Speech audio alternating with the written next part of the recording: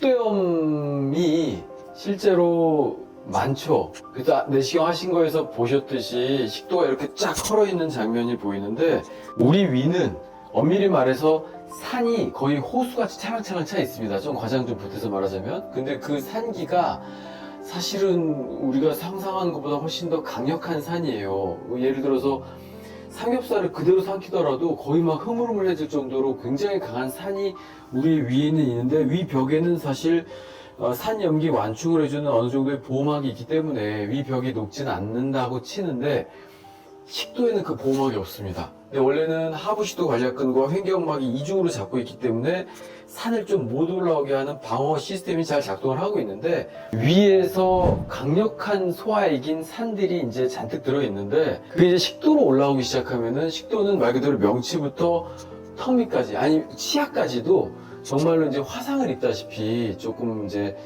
손상이 입혀지는데, 보통 우리의 식도 쪽은 그 느낌을 잘 뇌한테 신고를 안 해요.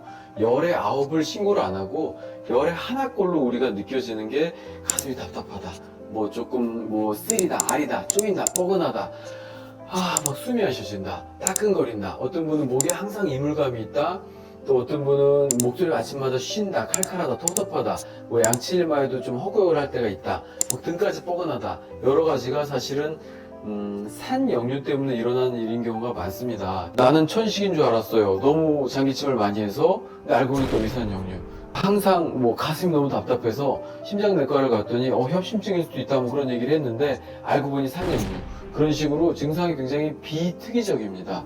근데 어쨌든 그런 산 역류에 대해서 내시경 검사 같은 걸 했을 때 저렇게 쫙 헐어 있거나 이제 그런 장면을 봤으면, 아이고 이거는 산 역류 때문에 식도가 상했구나 라고 볼 수 있고, 아까 잠깐 말씀드린 그런 위산이 식도 쪽으로 못 올라오게 하부 식도 관략근과 횡격막이 원래는 이중으로 잡고 있고, 이게 꺾여 있기까지 해서 원래는 산이 잘 안 올라오는데, 이게 이제 열려버리게 되면 실제로 산기가 그냥 무방비로 올라갔다 내려갔다 할 수 있어요. 근데 그 하부 식도 관략근을 열게 만드는 것 중에 유명한 게, 압도적인 건 사실은 스트레스입니다. 스트레스고요. 또 음주, 흡연, 커피, 탄산, 뭐 요즘 막 유행하는 애삽이나 레몬수, 또 복압이 올라가는 상황들, 자세가 좀 꾸부정하시거나 오래 앉아서 근무를 하시는 분들, 또 뭐 막 이렇게 악기를 하시거나 뭐 자전거 타시는 분들, 또 뱃살이 나오신 분들, 그리고 저녁을 너무 늦게 드시거나 소화 안 된 채로 누워있거나 더부룩하게 주무시거나, 그런 것들이 결국은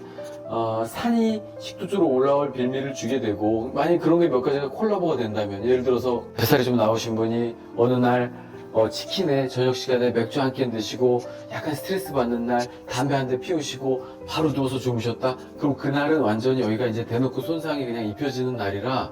근데 아까 말씀드린 것처럼 손상 입혀진다고 하더라도 90%가 못 느껴요. 그 10% 정도에서만 가슴이 너무 답답하다, 막 아침에 숨이 안 쉬어진다.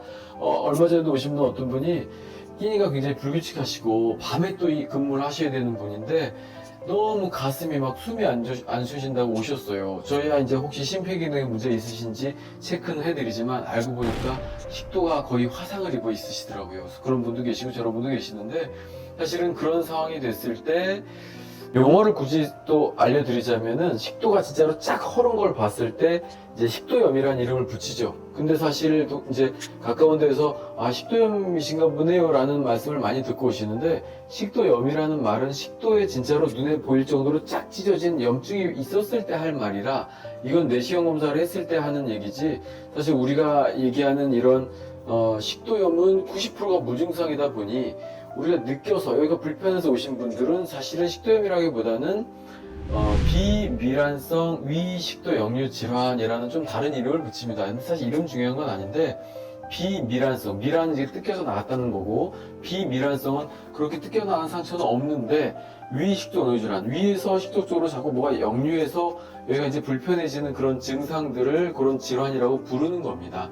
근데 비밀환성 위식도 역류 질환과 말 그대로 밀환성, 역류성 식도염은 굳이 조금 구분을 하는 이유가, 식도염은 사실 얘는 이제 공격적인 치료의 대상이에요. 약을 써서 뭐 4주면 4주, 8주면 8주 딱 기간을 두고 약을 써서 완치를 목적으로 이제 투약을 한다면, 이 위식도 역류 질환 쪽은 치료가 안 됩니다. 그냥 무한반복. 너무 관리 잘 하시던 분도 어느 날 하루 신나게 부어라 마셔라 하고 다음날 탁 다시 시동이 걸리는. 그럼 그럴 때마다 뭐 열흘 동안 뭐 매일 술을 마셔서 매일 상했다면은 뭐 매일 그럼 새로운 병에 걸리느냐? 그건 아니고 관리가 안 되면 다시 돌아올 수 있는 그런 이제 상태를 위식도 영역 질환이라고 말을 하는 거라서요. 그래서 이런 불편한 증상이 있을 때는 의사들은 항상 내시경부터 한번 봅시다 해서 얼마큼 허런 날을 봐드리고 그거에 대해서 약을 공격적으로 쓸지 아니면 그 정도는 아니니까 관리부터 꼼꼼히 하실지를 먼저 상의를 드리고 요즘 약은 또 좋은 약들이 많습니다. 근데 약이라는 게 뭐 주구장창 오래 드실 약은 또 아니니까 필요한 만큼 빨리 쓰고 짧게 쓰고 또 빠져야 되는 게 또 언제나 중요한 컨셉이기 때문에 관리와 또 정확한 전망의 상태와 또 앞으로의 향후 어떤 작전과 관리 방법에 대해서 저희가 상의를 드린 게 저희가 하는 일입니다. 해로운 것들을 싹 다 멀리 하세요니까요.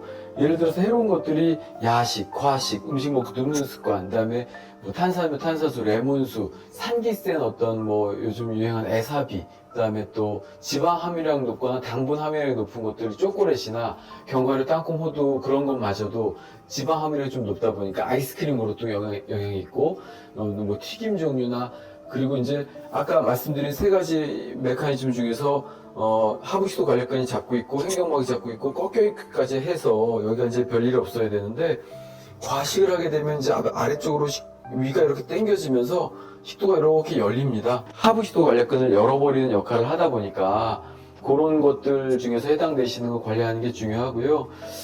식사도 그렇지만 또 생활에서 뱃살이 나오면 체중이 찌면 아무래도 복압이 올라가면은 이쪽 압력 때문에 더 올라오기가 쉬워지니까 아무래도 이제 체중 관리도 또 그런 맥락에서도 식도염의 중요한 요인이 됩니다.